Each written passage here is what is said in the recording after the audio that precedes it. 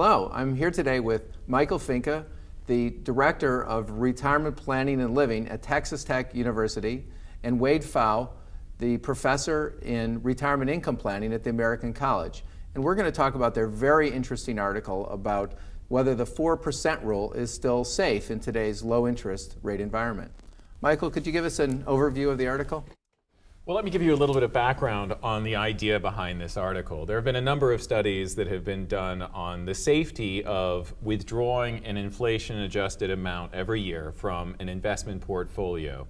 And the conclusion of most of the research that's been done, whether they use rolling periods or use a Monte Carlo type analysis, is that you can be relatively safe withdrawing a 4% inflation-adjusted amount every year for about 30 years. Historically, most retirees would have been fine if they would have withdrawn that amount. We're in kind of a unique interest rate environment right now.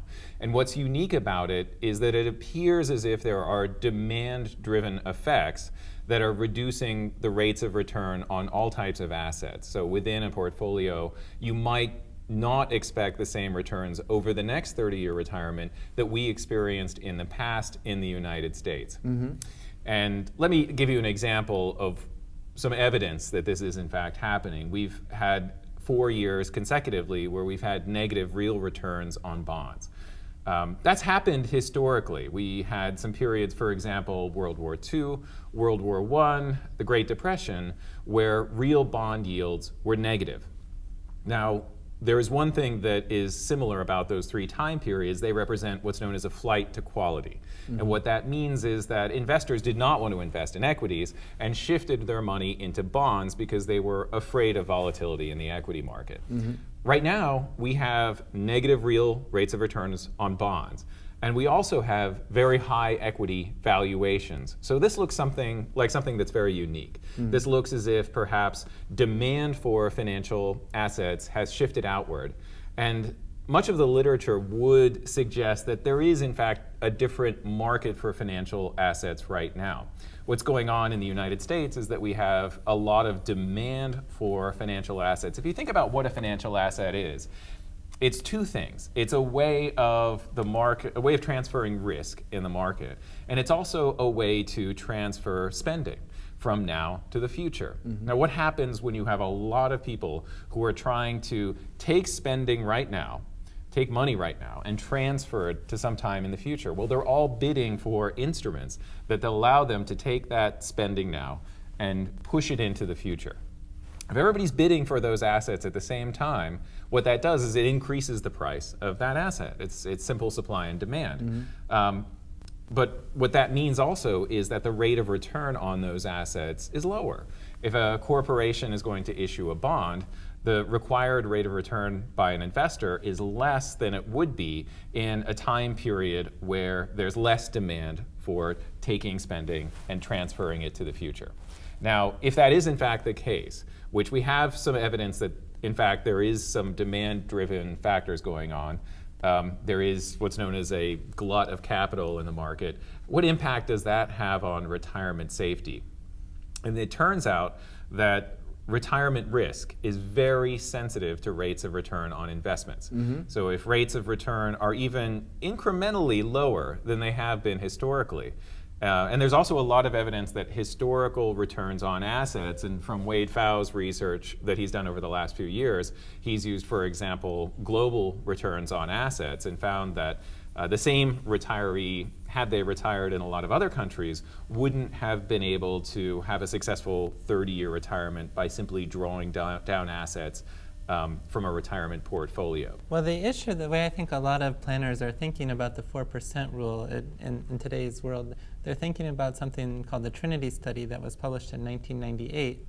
Those authors did an analysis similar to what William Bengen had done in 1994, but they changed things a little bit.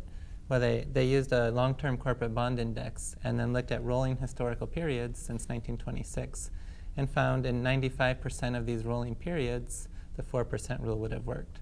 And that 95% number, for anyone who's taken a statistics class, brings up ideas like a 95% confidence interval.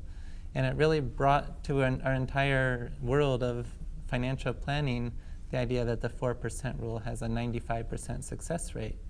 And that's just not the case. That's based on a historical analysis. But when people are retiring today, the fact that the 4% rule worked 95% of the time in the past is not relevant. What's relevant is, in today's environment, is there still a 95% chance that the 4% rule will work? And the answer is undoubtedly no. It could work, but it may not work, and the odds of it not working are much greater, because now we're in this situation that, as Michael's talking about, there's a systematic trend now to think about in the future we're going to have lower returns to bonds and to stocks. And the precedent for that, it's the 4% rule had success in the US historical record, but not in other countries. And the way that the 4% rule works with, you need over this 30-year retirement, in the US historical record, the most recent retiree we can look at that we have 30 years of data for is somebody from 1983. So we know it worked for the hypothetical retiree between 1926 through 1983. And for example, in the year 2000, stock market valuations were 60% higher than they'd been at any time in that period. Well, the previous peak was in 1929, before the stock market crash. But in 2000, it was 60% higher than that. And we don't know what's going to happen in that sort of environment. So this 95% success rate from the Trinity study is not the right way to be thinking about how is the 4% rule going to work for a client's portfolio. Okay, so it seems that you guys are saying that maybe the returns in the United States over the last 50 years really have been an anomaly. Like, we didn't see that same sort of level of return internationally, and you're thinking that it was different, and we might see different returns going forward. To really answer that question, you have to look beyond the United States to other equity markets, especially large equity markets that may have existed during the 20th century. And we had a very successful equity market during the 20th century, but not a whole lot went wrong in the United States. There was a lot of things that could have gone wrong, but they didn't. There are a lot of things that did go wrong in other equity markets that were relatively large at the beginning of the 20th century. If you look at Japan or Russia or even the UK or a lot of other European countries, they had periods where their equity market blew up at some point during the 20th century. That didn't happen to us, but what it does say is that, yes, equity investment is somewhat risky, and an investor should not expect that the returns that we experienced during the 20th century in the United States are going to look like the returns that we will experience in the 21st century in the United States. And what Wade did in his research is incorporate some of those global equity market returns. And I think that that really is a more logical way of thinking about equity returns, is on the average, how much return do you get for taking that amount of risk? If you just look at one country, that doesn't incorporate all the potential risk that's involved with investing in equities. So I guess in your paper, what you did was sort of start with current bond rates and then look at the difference between bonds and equity returns? Yeah, and this is a very good question. Are equity rates, are equity returns and bond returns predictable? And they are to some extent. If you start from a valuation point, instead of assuming the historical valuation on bonds and equities, we know what they are right now. And we know historically what they, on average, are going to be 10 years from now based on their current valuations. And so we know that if bond yields are negative, if the market is saying, I'm willing to transfer $1 of real spending right now for actually around 94 or 95 cents of real spending in 10 years, that's probably not going to occur in 10 years. You're probably going to get a different return on investing in bonds, but it's probably going to fluctuate around some range that is going to be lower than it was historically. And you can do the same thing with equities. And in not just this paper, but in other papers on this topic, we've looked at equity valuations and incorporated contemporary equity valuations to predict what real equity returns are going to be in the near future.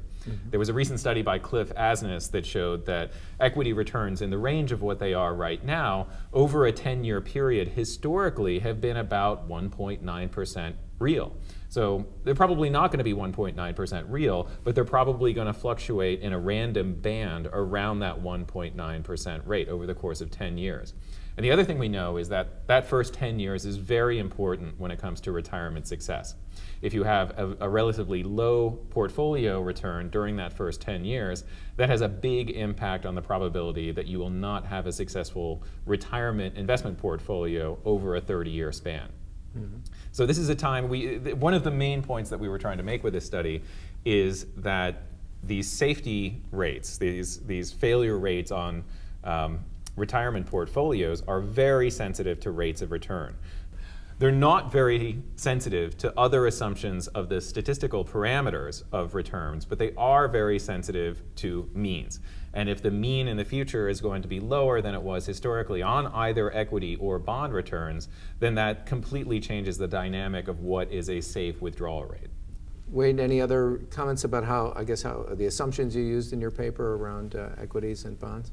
Right. Yeah. There's more we couldn't say about that. With interest rates and bonds, one of the arguments to not worry about the low interest rates today is just the idea that interest rates will go up in the future, and for somebody entering retirement, they may still have a long time horizon, even possibly 30 years.